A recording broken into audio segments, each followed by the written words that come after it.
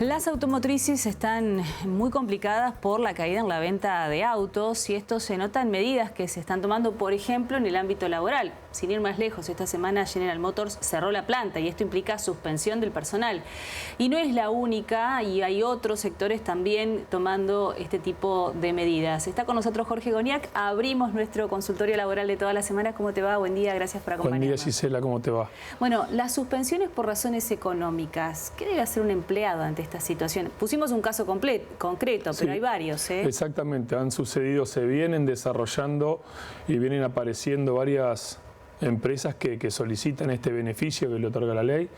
En primer término, destacar que esta clase de suspensión desde ya que es excepcional, que si la razón es por causas económicas, tiene un límite máximo anual de 30 días, es decir, no se puede extender de este plazo. Y al igual que lo veíamos la semana pasada con las suspensiones disciplinarias al trabajador, esta no es una suspensión disciplinaria, pero al ser una suspensión en la prestación del servicio, el trabajador tiene derecho a que se lo notifique por escrito y se le indique concretamente qué día va a cumplir la suspensión.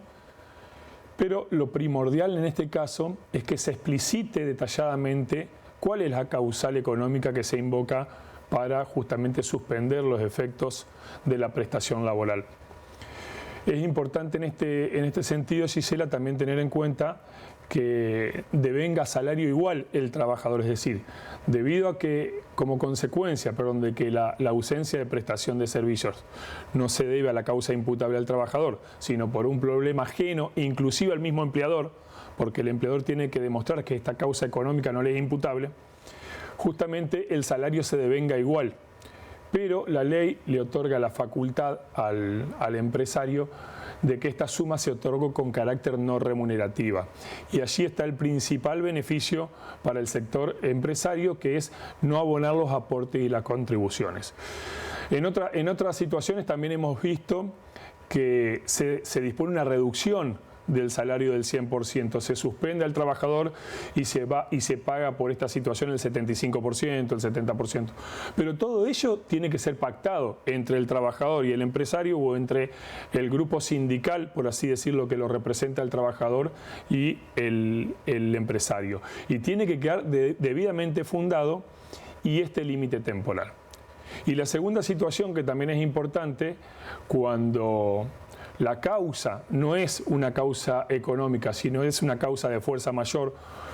Como ejemplos podemos dar un terremoto, que se incendie la empresa o diversas situaciones que no se deben a causas económicas, sino que son causas no previstas, como por ejemplo podría ser una inundación acá en Santa Fe. Este plazo de 30 días se puede extender a 75 días dentro del año calendario. Pero además de eso necesita del cumplimiento de todos los requisitos previos que dijimos, es decir, notificada fehacientemente al trabajador, por escrito y con la notificación de cuándo comienza y cuándo termina. Bueno, esto de la reducción salarial es otra de las medidas que se ha tomado, volviendo al ejemplo de General Motors, incluso durante la apertura de la fábrica, planteando esta situación económica. No hay ventas, no se puede producir. Y ya es la segunda vez que cierra la planta por esta situación y ya están contando esos 30 días anuales entonces. Exactamente, los 30 días, si es por causas económicas, desde ya que el límite son 30 días. Hay que ver cuál es el argumento, pueden invocar muchas veces lo que sucede en que se invocan dos causas económicas distintas, en un primer comienzo una y luego otra, habrá que probarla. O sea, eso es importante que los organismos competentes controlen la invocación de la causa y si la causal realmente es valedera y bueno, y realmente que no se exceda de este límite. Y déjame que te dé otra situación que vemos que está pasando hace mucho tiempo en algunas situaciones. Vemos que muchos trabajadores hace mucho tiempo vienen percibiendo su salario de forma completa, vienen trabajando, pero el salario se le liquida bajo el artículo 223 bis de la Ley de Contrato de Trabajo, es decir, se le liquida como no remunerativo.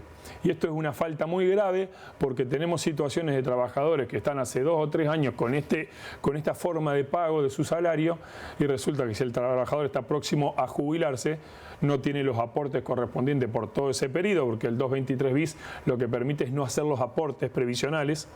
Entonces nos encontramos con situaciones delicadas. Esto es una anomalía que se debe requerir al empleador que se subsane y desde ya que no puede, como dijimos al principio, no puede llevar más de 75 días al año si se invoca una causal de fuerza mayor. En el caso de la suspensión donde no se hacen los aportes, después, en algún momento, ¿eso se puede reclamar? ¿Hay algún mecanismo legal por el cual, porque a lo mejor me faltan 3, 4 meses de aportes y resulta que coinciden con estas suspensiones? Sí, pero no, Gisela, si la suspensión, si la causal de la suspensión está bien invocada, este beneficio lamentablemente corresponde para el empleador justamente para otorgarle un alivio fiscal, por así decir, un alivio económico para poder sortear esta situación y que la fuente laboral no se pierda.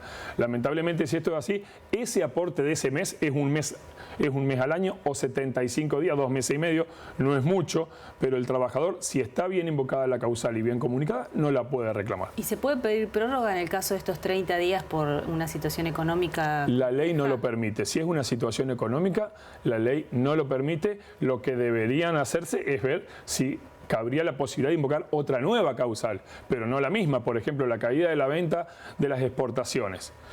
Bueno, podría ser que en un momento dado se pueda invocar esa causal, pero la segunda vez no va a poder tener la misma causal, se tendría que buscar otra justificación. Esto es muy delicado porque es subjetivo, para los empleadores puede ser una causal válida y para el otro sector puede no ser una causal válida. Entonces es muy importante que se controle, que se explicite bien y que intervengan los organismos intermedios para mantener y cuidar la fuente laboral. ¿Ha crecido el número de consultas respecto a este tema? Ha crecido muchísimo porque el trabajador, desde ya que el trabajador quiere trabajar, quiere prestar esta situación y lo que vemos que en algunos casos, no en el caso de las automotrices, las reducciones salariales son mucho más del 70%. Sí, el textil, por ejemplo, el rubro textil es otro de los rubros que en los últimos días fue noticia por esto, ¿no? Porque ha empezado a reducir salarios.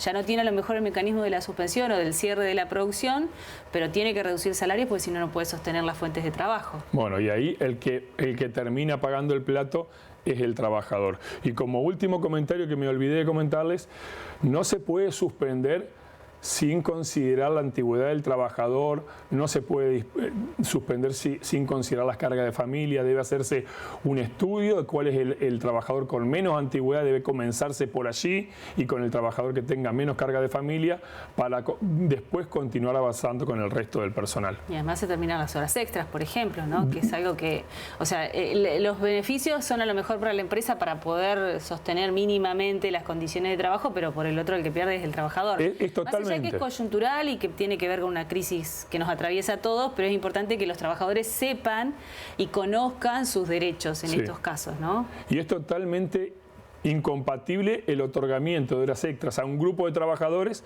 y dentro de la misma empresa suspender otros, digamos. Esto desde ya que es necesario resaltarlo para que se detecte y en su caso se corrija para el futuro. Y en cualquier caso también buscar asesoramiento de un profesional para que tengan todas las herramientas necesarias a la hora de defenderse. Exactamente, no dejar de consultar y de tratar de solucionar estas situaciones que se presentan a diario. Gracias, Jorge. No hay por qué, Gisela, hasta la semana que viene.